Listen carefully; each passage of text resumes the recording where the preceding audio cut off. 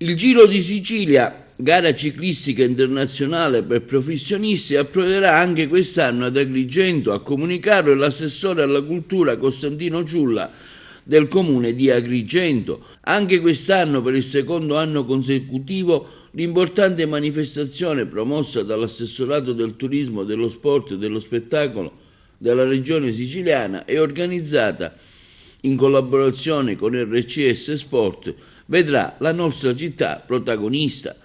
L'arrivo per la prima delle 4 tappe, alla quale parteciperanno circa 150 corridori professionisti, è infatti previsto per il prossimo 11 aprile in piazza Vittorio Emanuele.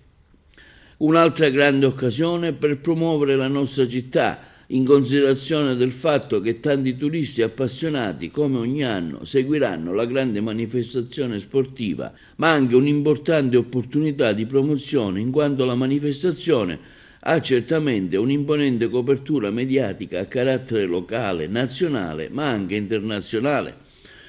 Unitamente al sindaco e a nome di tutta l'amministrazione, continua Ciulla, ringrazio l'assessore regionale Elvira Mate e l'intera organizzazione per aver scelto su nostra sollecitazione ancora una volta Agrigento,